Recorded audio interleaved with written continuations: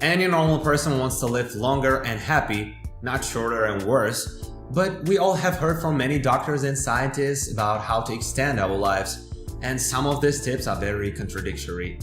Have you ever wondered why in some countries people live on average 50 years, and in other countries if you are 90, then it will not even surprise anyone? What those people do? Do they have a special diet or special lifestyle?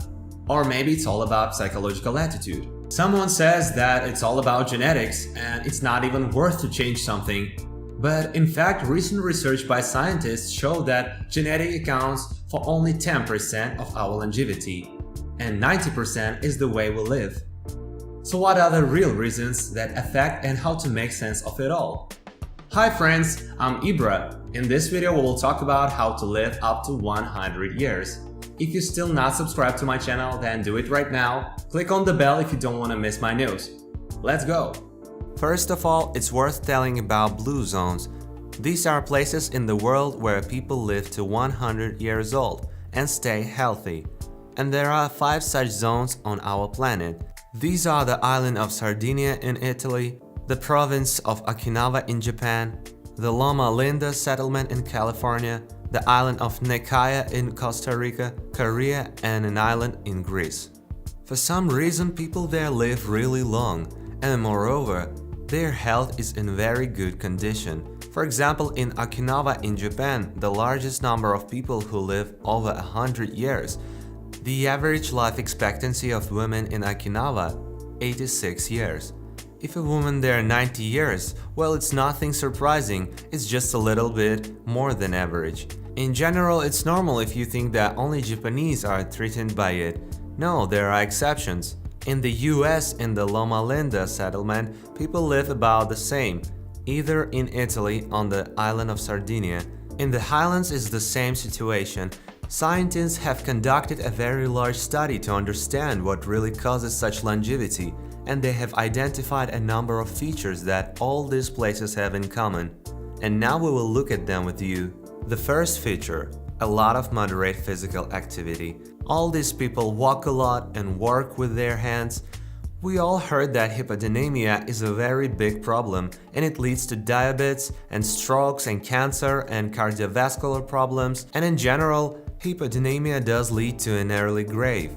So, the inhabitants of these provinces do a lot of moderate physical activity. In the mountainous areas, they herd sheep or walk in the fields, do some agricultural activity. There is even a general recommendation from the World Health Organization.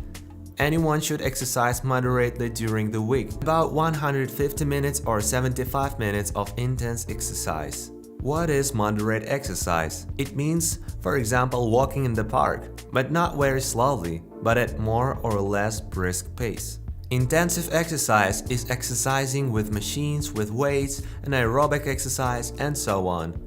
And you can mix and match that, and it's not optimal, it's more like minimal. So if you basically walk for a few hours during the day, it's very healthy for your health and longevity. And about the main myths and misconceptions about fitness and training, I recorded a separate video. It's already on this channel. In the description you will find a link to this video.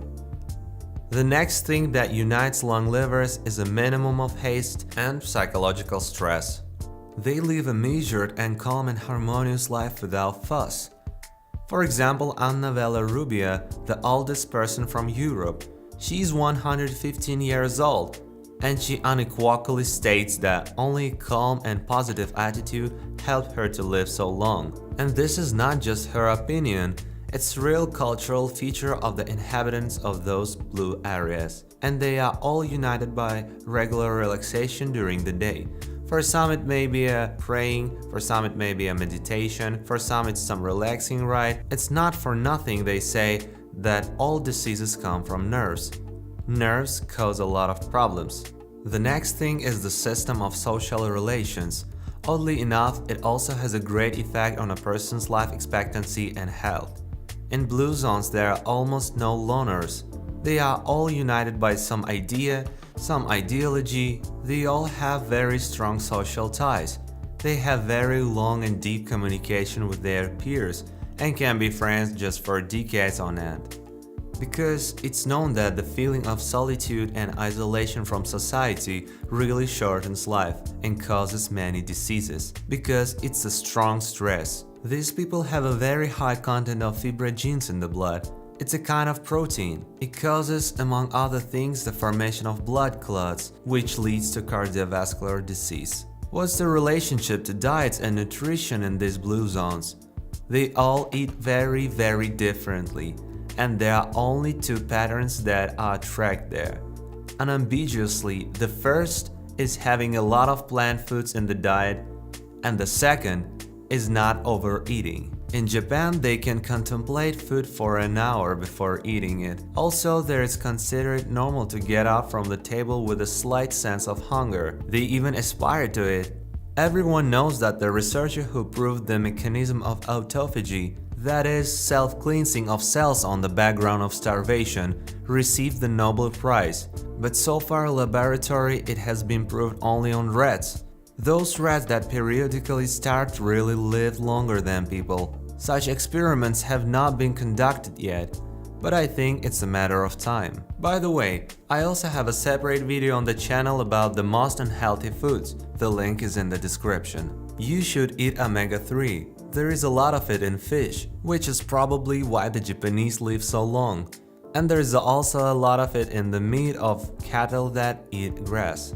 That's why there are so many mountain dwellers. But the easiest way to find omega-3 is in the form of supplements. That's not bad either. Minimize the use of fried foods. First of all, fried foods are much more caloric. As you and I know that overeating in general is harmful, it's better not to eat too much than to overeat. In addition, fried is a very heavy load on the liver, and it's also a carcinogen. A separate word about vitamins. People often consume them additionally in the form of supplements, but there was an American popular science journalist who asked himself this question, and whether it's necessary to take vitamin supplements or this is no need for it. And he decided with the question to go to, who do you think?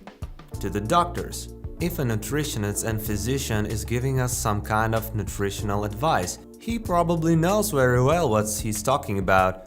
So he went to a NASA nutritionist and asked, "Do you recommend that Australians take tableted vitamins?"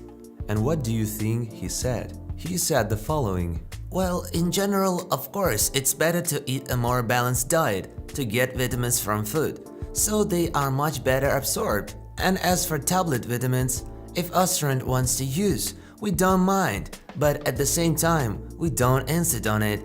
That is, in fact, he said that proven unequivocal effectiveness, but probably no harm here either. But the only reservation about which he made is vitamin D3. They give it to Australians in pills, because we get vitamin D3 from sunlight. Australians don't have sunlight. This also applies to people who rarely go to the sun or live in climates where there is little sun. It's known that vitamin D deficiency can lead to very big problems. This is rickets, multiple sclerosis, and so on. In general, you can even get tested and check what vitamin you lack, but it will be quite expensive. So the recommendation here is as follows.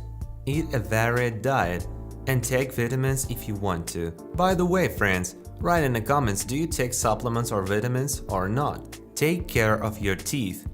Brush your teeth at least twice a day and pay attention to your brushing technique, because this is also very important. You have to brush from the base to the outside, and brushing in the morning is important, but it's even more important to brush at night, because during the night, those same bacteria eat our teeth even more, because we know that those disease-causing germs that occur in our mouth can easily get into our body through the blood. An infection on your teeth can actually be transmitted to your internal organs as well. Smoking. Well, everyone knows that smoking really shortens life. The fact that it causes lung cancer, problems with blood vessels, it's all clear, but it's worth saying a little about hookah. Because some people think that hookah is not so harmful. In fact, studies show that smoking hookah is even more harmful than smoking cigarettes. What's interesting about hookah? It contains less nicotine, so we get used to it less. But the harmful tar and toxins in water pipe is actually 10 times more. So if you smoke hookah sometimes and think you're not a smoker, maybe you should change your attitude to it a little bit. Avoid trans fats. It's proven that trans fats are very slow to be eliminated from the body, that they are carcinogenic. Moreover, they again increase the caloric value, and so if you have to choose between real animal fat or trans fat, animal fat is better.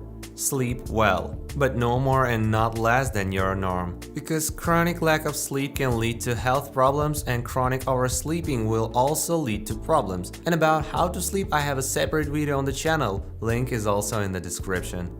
In fact, about every 10 years our body cells are completely renewed. So if you know a person for 10 years, you see today biologically already a completely different object than what you saw 10 years ago. It's amazing if you think about it. 10 years go by and the person is completely renewed. But that's why our body ages, because after each division, the potential of our cells decreases.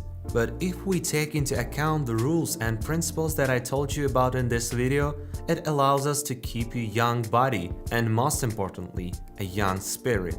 Well friends, this is my new channel, and if you have not yet come here, I want to inform you that it already has a lot of interesting videos uploaded. For example, a video about proper sleep, about proper diet, about the most unhealthy foods, about major myths about exercise. We know how to correct posture. In general, everything you need to know about healthy lifestyle, I will upload on this channel. So videos will appear here on the screen, also in the prompts, and of course in the description. In the comments I will give a link to all the videos that are already on this channel. Watch them, I'll become healthy and happy, and see you on my other videos. See you soon!